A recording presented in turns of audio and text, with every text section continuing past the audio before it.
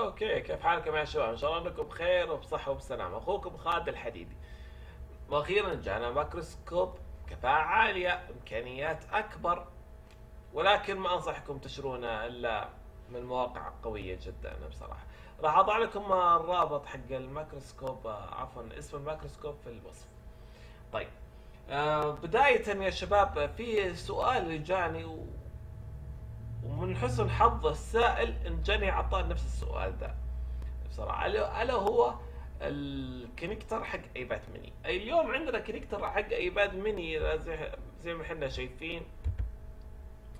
آه يعني كفاءة شلون كبيرة. طبعا بداية اول شيء اطلب منكم حاجة واحدة، انكم تستخدمون الصوت واطي يا شباب، فاتمنى انكم تستخدمون سماعات الاذن او تتابعون عن طريق كمبيوتر صوته قوي جدا عشان يكون كفاءتكم عالية. طيب، بداية حنا نشوف حنا الميكروسكوب ذا، عن طريق الميكروسكوب نشوف حنا كيف التعامل السيء مع الكونكتر، حتى انه مكسرة كاملة القواعد له. يعني هذه عبارة عن قطعة بس، وهذا عبارة عن قطعة ثانية. فهي في سوء استخدام، يعني سوء من فن الصيانة. كان قوي جدا بصراحة التعامل مع الجهاز ذا. طيب، يعني الميكروسكوب ذا بصراحة كفاءته جدا كبيرة. خلينا نشوف حنا ما مدى كفاءته. القواعد سليمة؟ نعم، القواعد جميعها سليمة، وهذا يدل على كفاءة الجهاز. طبعا في المقاومة دي ناقصة، هذه حاجة عادية، هذه أساسا تجي مصممة بالطريقة دي. عفوا، يعني كفاءته جدا جدا عالية. الكونكتر مخلوع خلع كامل. الرجول سليمة بصراحة. اوكي، الرجول عندك سليمة. احنا راح نحاول نفكه كامل عشان نقدر نشوف احنا كيف كفاءته وكيف نقدر نغير هذه.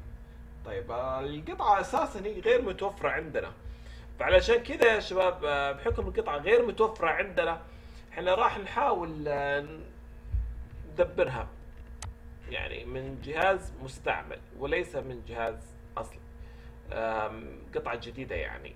فاحنا راح نحاول احنا نفكها من جهاز مستعمل، يعني حسب حتى اللي اكدوه لنا. ما اتوقع تاتش راح يشتغل بكفاءة ممتازة جدا. فعشان كذا ايش احنا راح نفكها ونشوف احنا اساسا. راح نستخدم احنا بوردة قديمة بحكم الكونكترها السليم. راح نشوفها احنا راح ناخذ الكونكتر السليم ذا ونشوف احنا كيف ممكن تكون كفاءتها.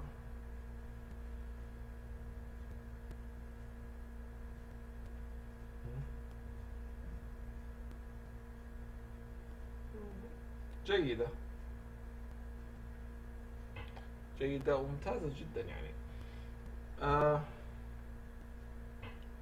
بصراحة يعني أنا أتوقع أنها ممتازة لحد كبير. يعني هذه قطعة راح نشيلها وراح أبدأ نفكك.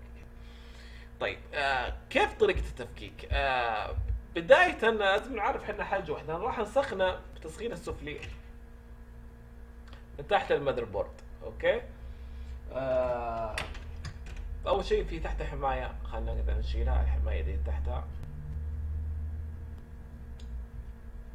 اوكي، الحماية اللي فكيناها نبدأ نضعها على جانب الجهاز عشان نبغى حنا نحافظ على الجهاز من أي حرارة عالية له.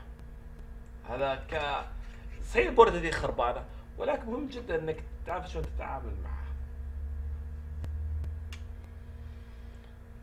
دقيقة، نوزنها اول شيء.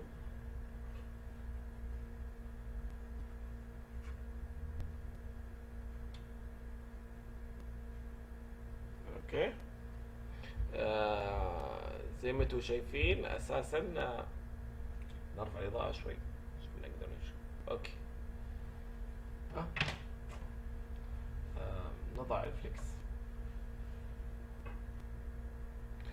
طبعا دائما اتمنى انكم انكم معلش اليوم الصوت واطي تماما يعني، بس اخفاض الصوت ده والله يا شباب، بحكم انه حاليا غير متوفر عندي مايك نوعية ممتازة، ولكن اتمنى بعدين انه راح يجي مايك عالي.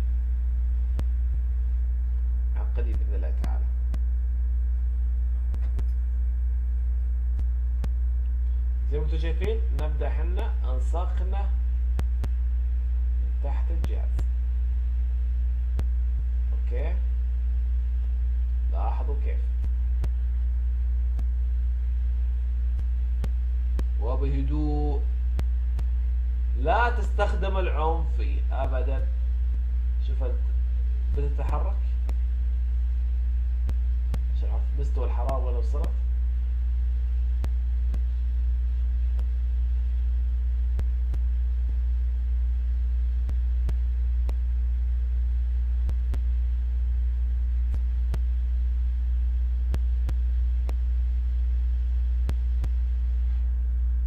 اوكي،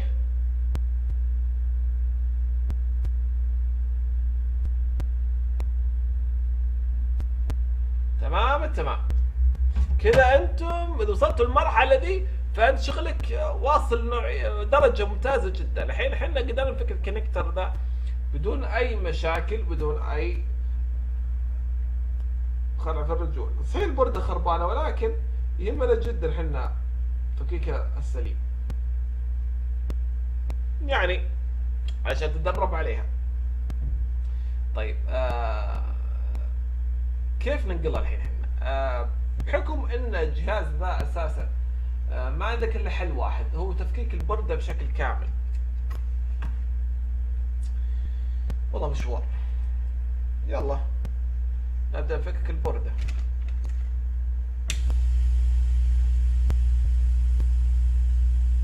اوكي يا شباب، نشوف سوا كيف ممكن نقدر نفكك البردة سوا مع بعض. خليني اقول لكم القصة اساسا صارت معاي عندما شركة الشحن. دخلت انا اول شيء مع الموقع الفعلي وطلبت منهم الميكروسكوب ده. زين، طبعا هذا الميكروسكوب عشان اكون صادق معكم ترى مو هو افضل شيء، بالعكس هذا نوعيه يسمى متدني، يعني في افضل منه. اذا كان عندك قدره ماليه عاليه جدا يعني نصيح لك انك تاخذ الافضل. اذا كنت مثل يعني حاله ماديه شوي ضعيفه خذ ده. هذا وصلني هي غاليه ترى والله يا شباب، وصلني حدود تقريبا حدود حول 3000. اكثر شيء اخذ مني الشحن.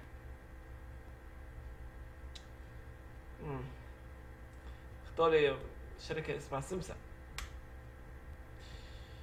قالوا لي توصل لك بعد 8 ايام من الموقع الفعلي. راح يسحبوا لهم 15 يوم، فما انصح فيهم ابدا. خلينا نفكك الجهاز سوا.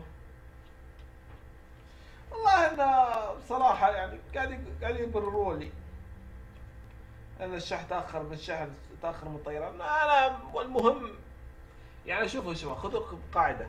انت لما تجي عند الزبون وتقول له معليش ترى كان عندي ضغط، هو يقول مالي دخل بالسوالف دي انا، يعني اهم شيء ابغى لي حاجتي شغاله. والله معليش يعني القطعه تاخرت او شيء كذا. على طاري القطع يا شباب، ترى على فكره انا اسف لجميع الناس اللي طالبوني اني اعلن اسم مؤسساتهم او اعلن انهم حقين قطير او ضف رقم جوالي عندك، لان اغلب متابعيني اول شيء موزعين مو قصور فيهم، بس ما عندهم الا شاشات يعني. واغلب متابعيني يطلبون مو شاشات، الشاشات مجبوره بكل الاحوال يعني. هو يبغون ادوات صيانه حساسه جدا مثل الميكروسكوبات، مثل الامور دي. بس انا ما راح احذف اي تعليق واحد يقول انا عندي يضع رقم جواله او اي شيء. انا بصراحه ما راح احذف اي تعليق،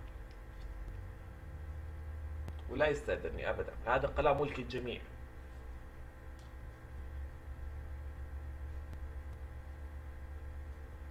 طيب كده احنا قاعدين نفكك البوردة ذي، وبصراحة عقدة ما داري تفكك بوردة يبعد مني يا اخي، مدري ليه، رغم انها سهلة بس تاخذ وقت طويل.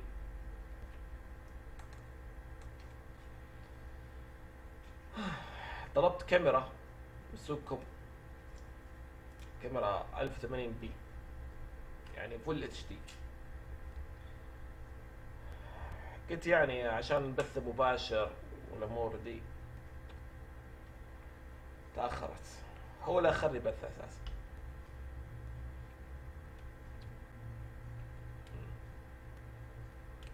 خليكم حذرين جدا مع كابل الشحن، لأن إذا استخدمت معاه أي عنف راح تسببه بالتلف، وتروح تركب كيبل ثاني، ويا العالم يشتغل صح ولا ما يشتغل. فخليك حريص من أول.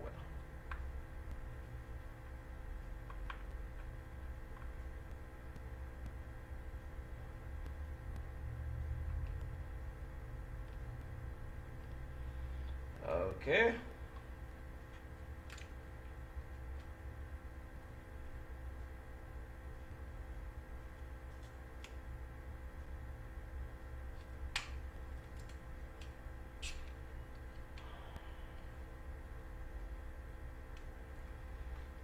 نستخدم شوية حرارة. تتفقون معاي؟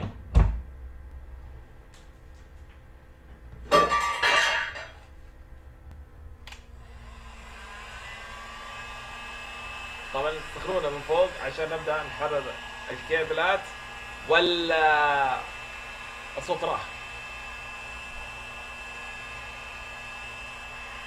شلون؟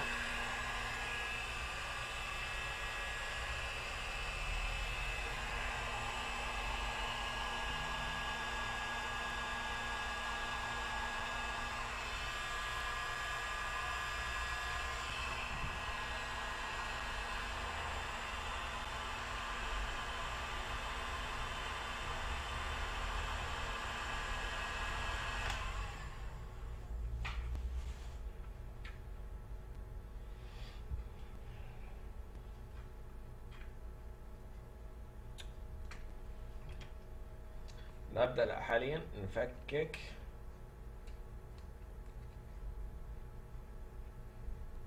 الهوائيات.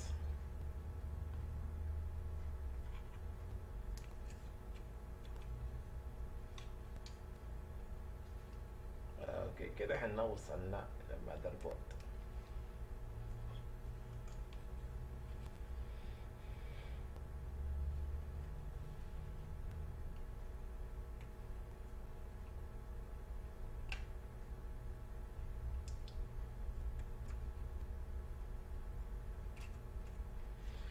اوكي طلعنا للمذر بورد. تعال لي. طيب نشوف احنا تحت المذر بورد الحماية ذي الموجودة عندنا. وخر يا خالد شوي. ايوه.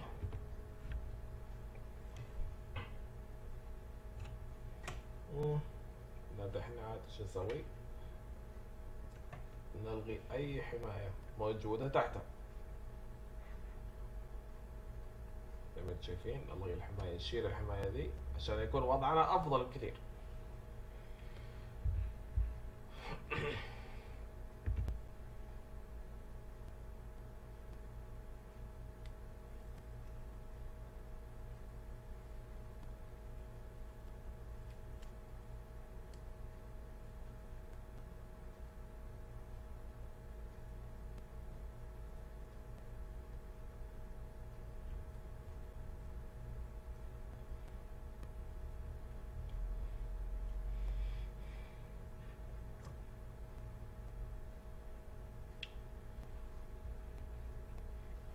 عشان نتأكد ان وزنها صح.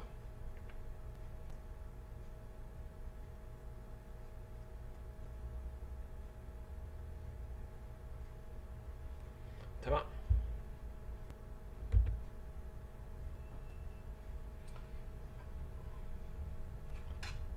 نبدأ حنا مع داتا فليكس.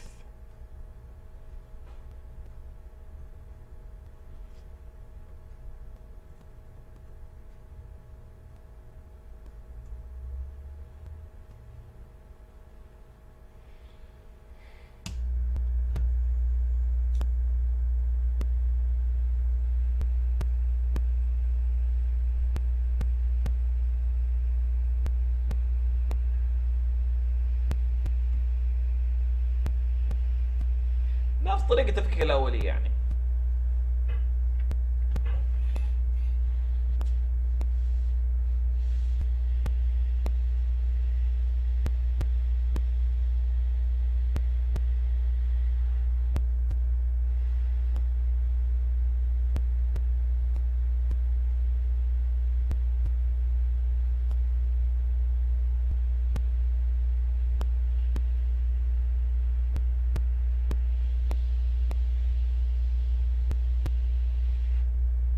خلاص كذا احنا فككناه.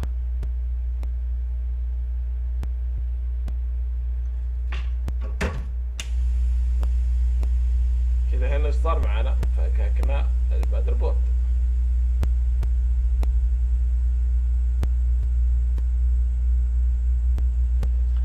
ناخذ يا شباب تنظيف المكان كامل.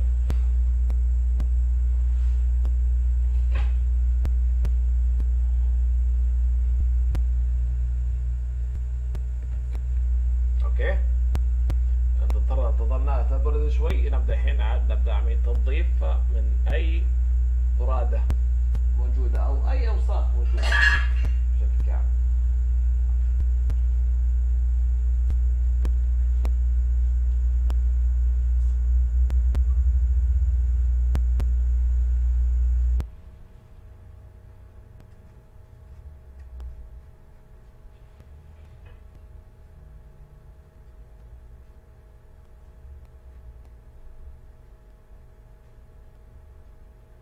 اوه نسيتكم، شوفوا معي كيف طريقة التنظيف.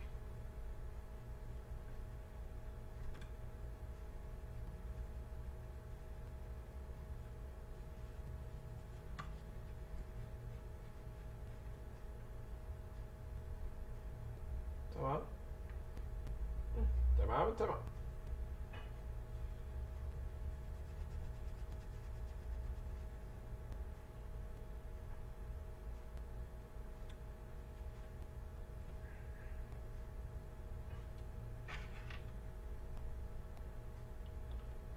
نشيل حنا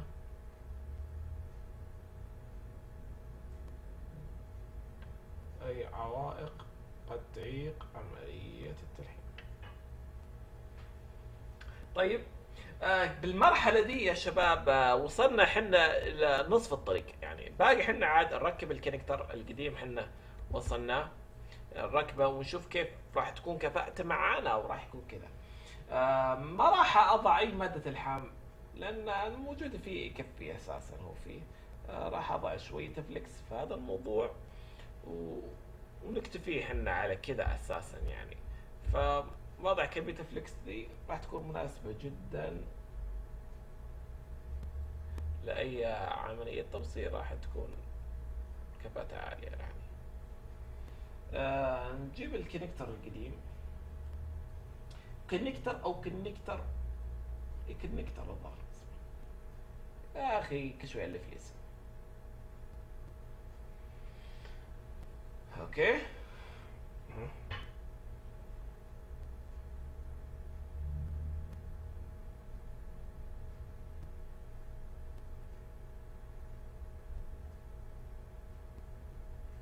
اركب صح.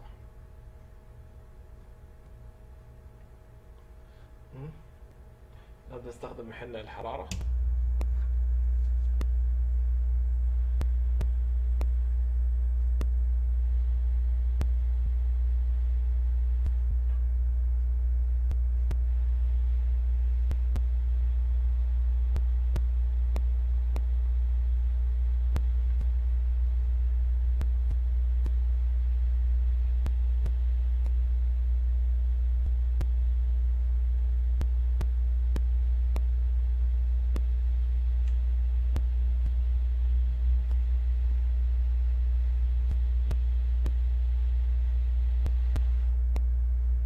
تمام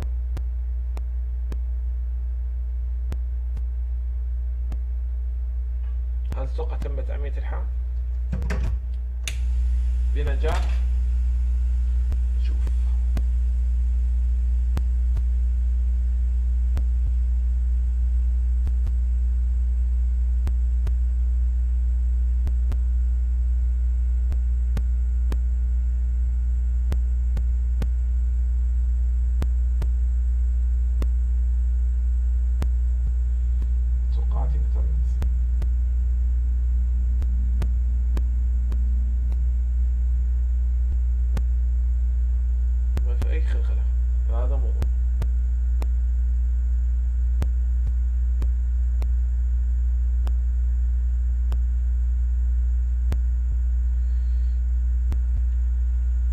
اعطيه تنظيف.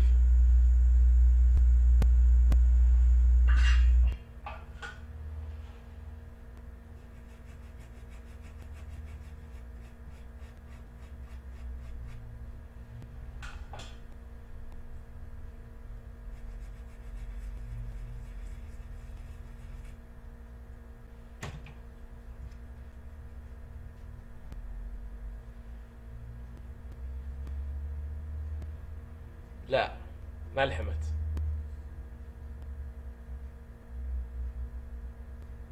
ابدا ابدا. شايفين كيف يا شباب؟ ما لحمت مرة.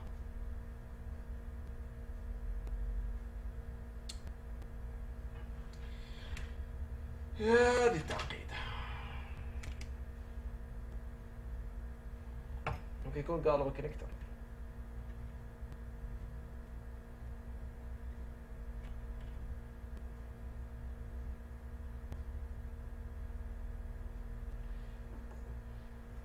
واردة.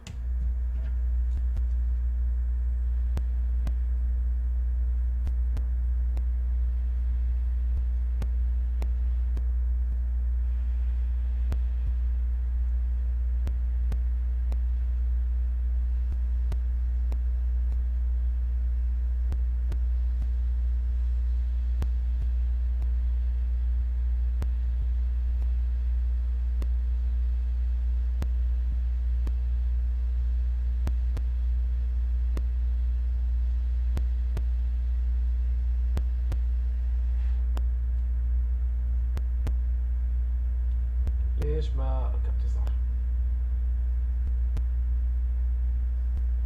قد يكون مقلوبة.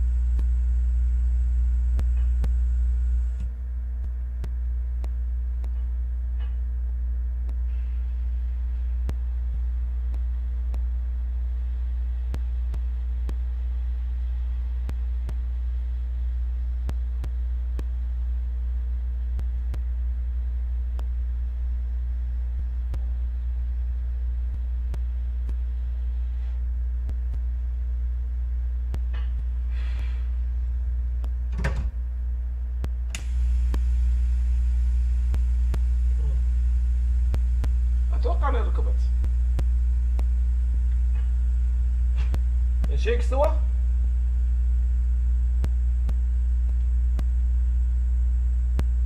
طبعا كثير ناس يسالون عن مساله فليكس. بداية يا شباب احب اقول لكم على حاجه من ناحيه فليكس. فليكس لازم يكون كميته شوي كبيره. ليش؟ هذا كونكتر اوكي، ما ودي اخسره. فليكس يتنظف، فليكس رخيص. انا مستغرب بعض الناس يا اخوي تحس فليكس قاعد ينحسب من عمره. يا اخوي انت اهم شيء عندك البورد ده. سامعين يا فنيت يا فنيين وفنيات، يا فنيين وفنيات؟ لازم فليكس يكون كمية ممتازة. زيادة عادي يتنظف.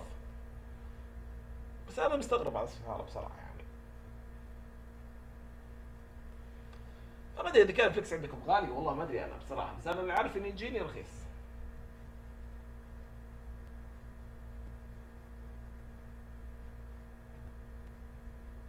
وتسلسل الجهاز يعني حاسب فيه قيمة عالية يعني.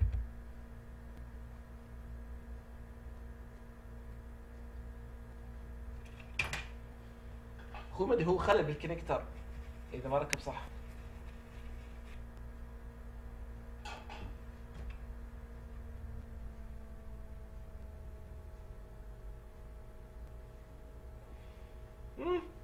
شو رايكم؟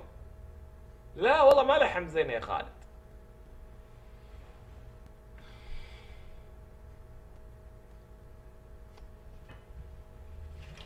بستخدم باست شوي.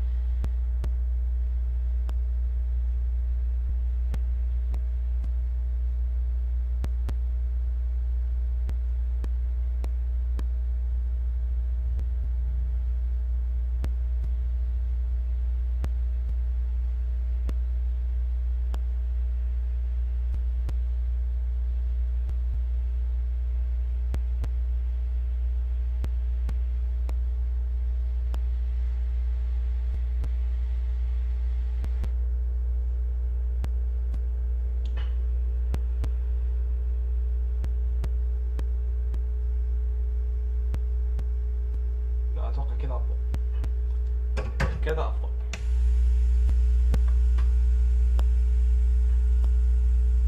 هكذا افضل.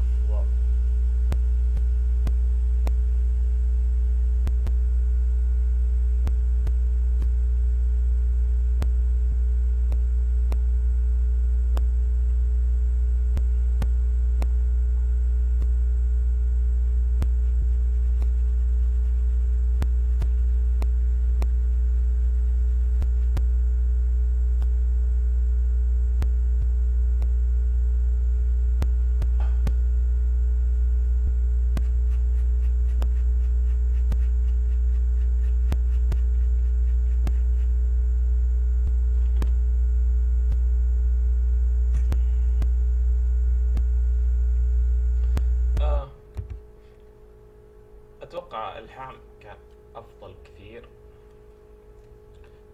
حركناها شوي، ثبتناها. لازم نعطيه تنظيف بشكل ممتاز جدا جدا، لان فليكس اذا ظل في الكونكتر يسبب لها مشاكل يعني في التوصيل.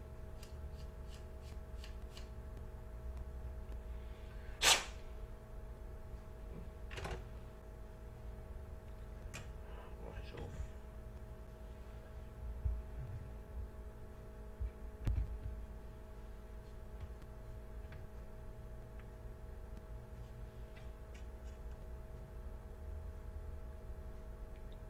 في خلل في التوصيل.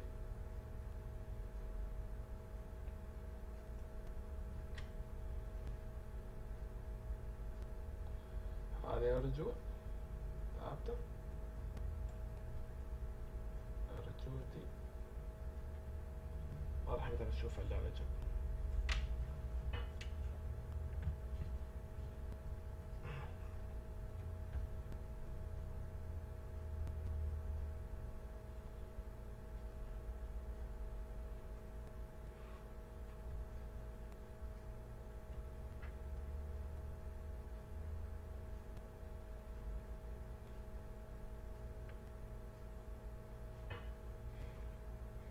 يعني ما غطس فيه.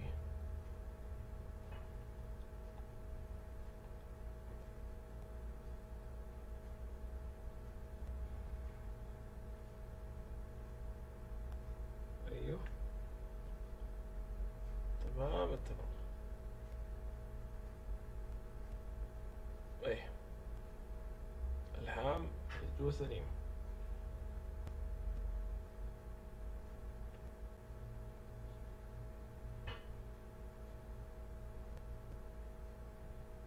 تمام تمام.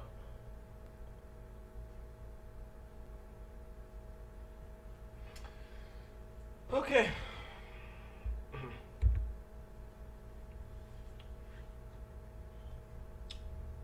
تتوقع انها راح تشتغل؟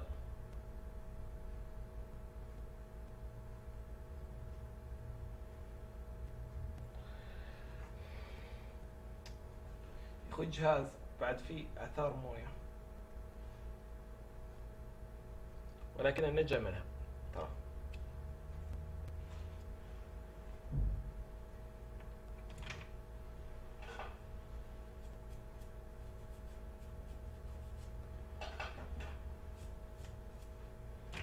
جميع الكونكترات لازم تكون نظيفة.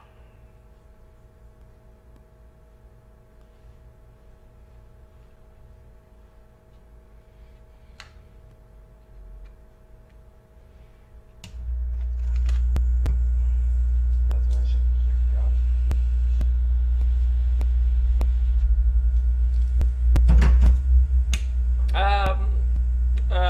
اول شيء يا شباب،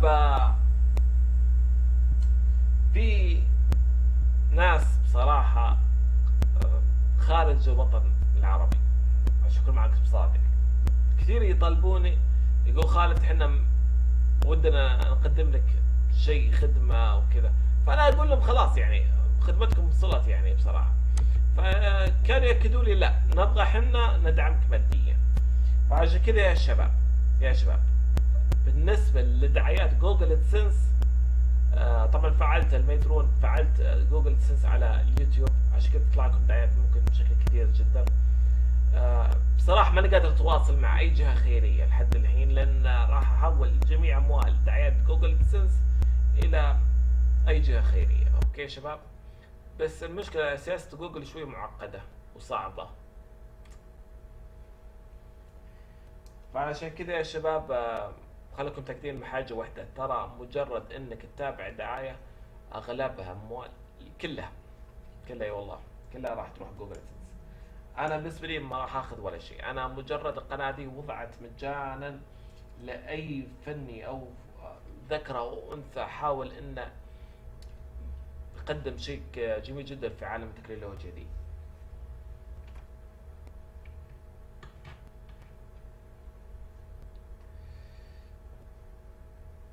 قطاع الهواتف المحمولة يا شباب مو قصرا على أحد وليس له عمر. شوفوا شباب، العمر مجرد رقم، رقم. لا يقول والله أنا كبير بالعمر أو صغير بالعمر، لا لا، العمر رقم. عندك مهارة عالية، حالتك المادية تحتاج بداية انطلاقة قوية شوي، خلاص وضعك وضعك راح يكون تمام. اوكي يا شباب، اتمنى انك تسمعونا عن طريق السماعات وتوصلونا فيها سماعات في الجوال، يتابعنا عن طريق الجوال، اصلا الصوت اساسا ضعيف جدا. بس اعذرونا. نبدا احنا عاد نركب الجهاز. شد المسامير، طلع التاتش.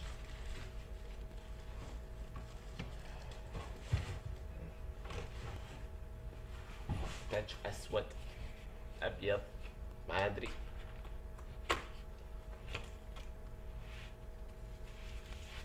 اسود.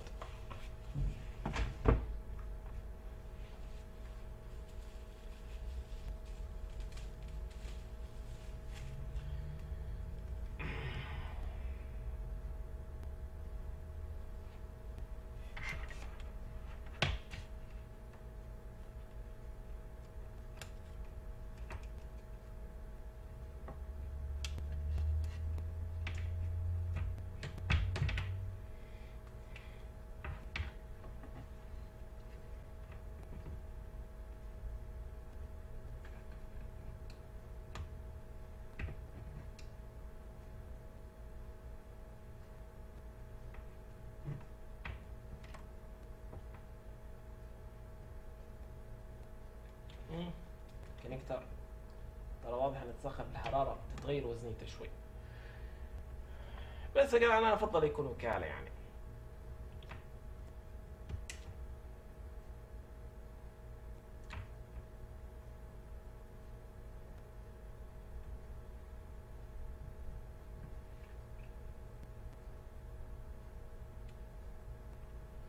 يلا يا شاشه كونكتر الثاني تعبان. ليش؟ من كثر الحركه اللي جد. يا اخوي بعضهم يستعمل مع بصراحه الجوال يشد بسمير كانه قاعد يشد كفر السياره. شوي شوي على البسامير.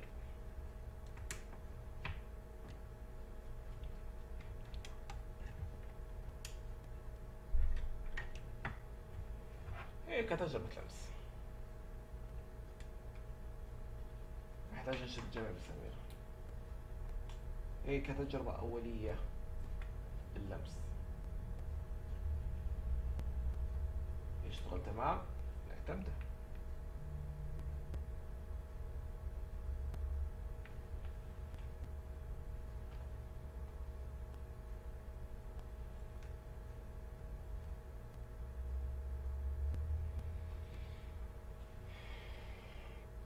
نشوف نشوف يا شباب. اليوم والله قاعد ارفع صوتي يا اخوي، المايك حق اللابتوب تعبان. يمكن قد يمكن نبدل اللابتوب ذا كله.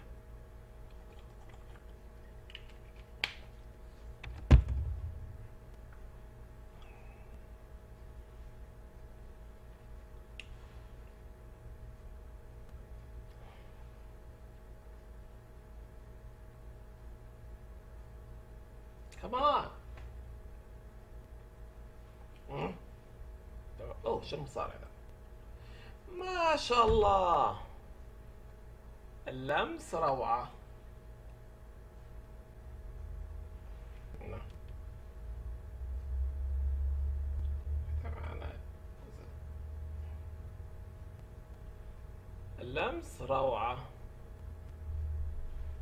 وهذا وصلنا يا شباب لنهاية الفيديو، وأتمنى بإذن الله تعالى نكون حاز على رضاكم وحسن استماعكم. والله حاسس إني مقدم راديو أغلب الأحيان، أوكي اللي هو شغال. وهذا يا شباب أنا تحت الخدمة، أي شيء، وتقبلوا تحياتي. معكم خالد الحديدي في عالم الجميل. مع السلامة.